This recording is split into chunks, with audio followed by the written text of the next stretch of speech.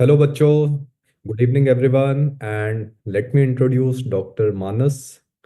And he secured AIR All India rank of 58 in this INI-CET exam. First of all, congratulations, Dr. Manas. Thank you so much, sir. Thank you. So, such a good rank. I hope you are feeling proud at this moment, and your parents and family would be also feeling the same. Yes, sir. They're all very happy about this rank, and I'm. It was very unexpected. The exam went well, but still, it was a little dicey whether I will get a rank in the top 100. So I'm very happy. So, you were matlab, not sure that you would be getting such a good rank. Yes, sir. Because as many people as I asked, like a lot of people that I'd asked, all of them had said that the exam went well and it was fairly easy. Even according to me, it was easy. So in these competitive exams, you never know. True, true. So, but now I'm very Like, much you relieved know about it. Yes. you know that INI-SIT is very tricky. Sometimes we feel that we have marked the correct answer. It gets wrong also. So it's very unexpected sometimes. But overall, I think you must be having a feeling that your exam went good. Yes, So sir. again, a heartily congratulations. So Thank you. let's talk about Dr. Manas, how he prepared. So Dr. Manas, when was you actually started preparing for INI-CET? Um, Sir, I had I had studied consistently during my UG days, but in my internship was when I really started giving it a thought that I have to crack these competitive exams. But like slowly and my exams, the grand tests that I took, they didn't really go very well in the beginning. And I even left a few in the middle because I didn't feel like I would be able to complete all of them. And sitting all through those 3 years was very difficult in the beginning. But like slowly, my marks they went up and they went up to 130, 140, and when they started going up to 150, that's when my mom and we started feeling confident, like अब कुछ हो सकता है. We can start thinking big now. So I believe your mom is also a doctor. Yes, sir. She's also. So she helped you in your journey as well. So Yes, sir. A lot. Yes, sir.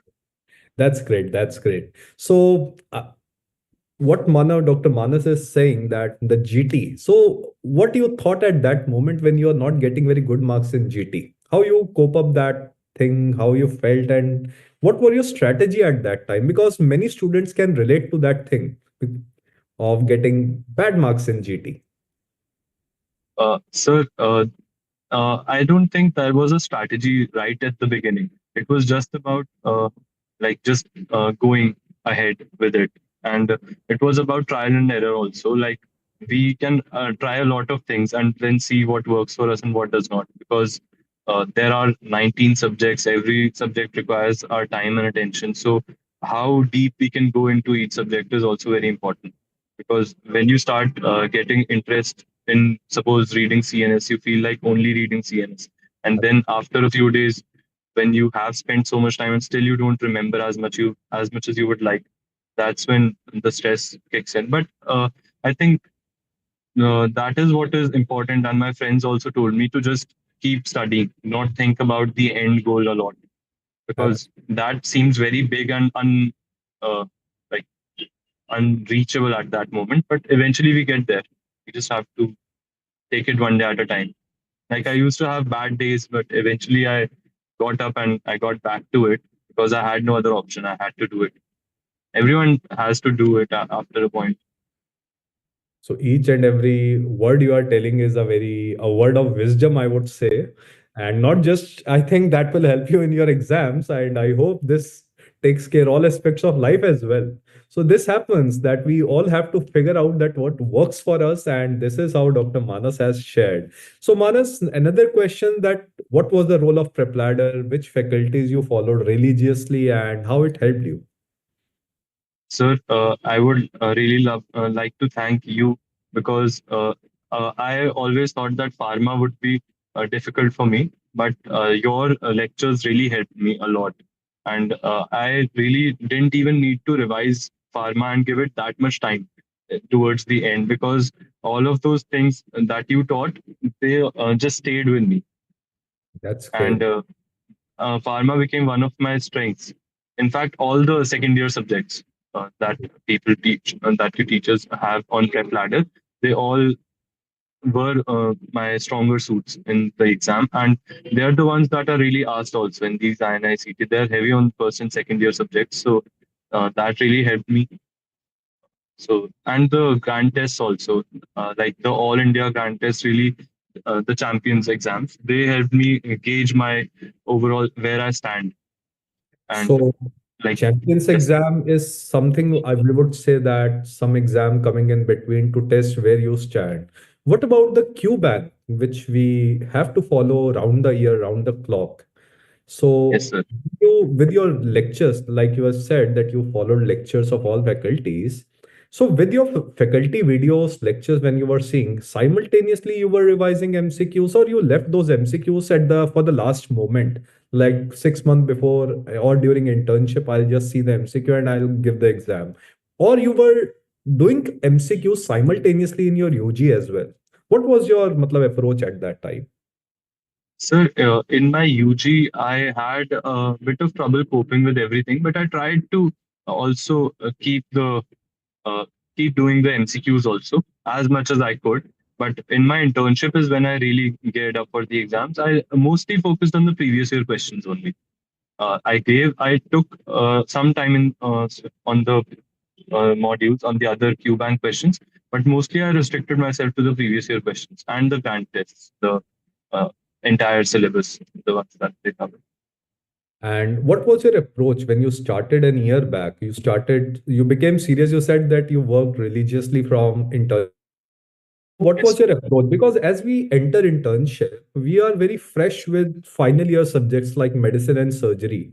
And during that yes, time, the first and second year subjects, anat, biochem, path, micropharma, all those subjects, we feel that it's a long time that we haven't revised them properly. So when you entered into your internship, how you started?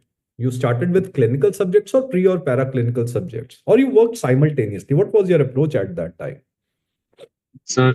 My internship started with surgery and medicine postings. So at that time, I couldn't really study. I couldn't focus on any other subject. So I just thought, okay, I'll revise surgery and medicine simultaneously. And then when I get lighter postings, then I started with my third year and the shorter subjects, because those are the ones that we don't really pay much attention to. In even in our final year, we are mostly focused on the big four. So I started with those shorter subjects and the third year subjects, which I felt were uh, my weaker subjects. First and second year subjects I was more confident in. So this was your approach, and I think it's a good strategy. But every student has their own way of teaching. Your way worked, and I hope the students can learn from you. Your strategy as well. That he started. You're doing medicine in medicine posting, surgery in surgery posting. It makes sense. Also, you can correlate the things clinically as well. So, Dr. Manas, such a good rank. What you are planning to opt for, and which branch you like? Sir, I hope I get neurosurgery, and if not, then would be my second choice. I hope I'll get it somewhere in a good college. Yeah, That's and I think at such a good rank, you there are high chances that you will get neurosurgery, and that's a very good branch as well. Because so I believe that, but I have seen many students who always remain confused. Either they want surgery or they want medicine. They are not. They are very clear that we are not a surgery guy or we are not a medicine guy. But you are saying that I can go for anything. I can go for surgery, and my second option is medicine. So how, matlab, what is the reason behind it? Secret uh, behind it? So that is something that a lot of people ask me, that you have to be either that or this. But like, I have also given it a lot of thought myself. But since I couldn't get to an answer, I just left it that way. That this is who I am. Uh, I could go either way, and I think I'll be happy doing both, That's great. That's because yeah, and I mean, I'll just I think I'll think about it a little more. I guess I have time right now. I believe the people who are wiser remain a little bit confused always. So that's every word you are telling to each of the students. Your colleague are very, I think, the words of wisdom. You have a philosophical touch in your approach as well. I think that has worked you for your INI-CET as well. So right now, what are your plans? You are having a lot of time before joining. So I think you're driving as well. So you must be going to some vacation right now.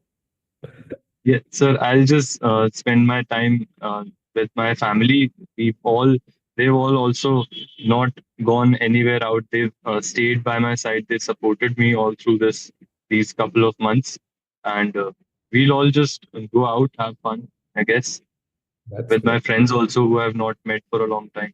So That's great. I'll go. Once again, Dr. Manas, we feel all, I think, more than us, your parents will be proud, then we all are proud for such of your hard work has finally paid off. So for a bit, relax and enjoy your day. It's your time now and it's your moment now. Best wishes from me, PrepLadder team, and everyone who is in touch with you. Thank you very much for your time, Dr. Manas. I hope you great success in life. Hope you enjoy the next phase of your life as well now. Thank you so much, sir. Thank you. Thank you.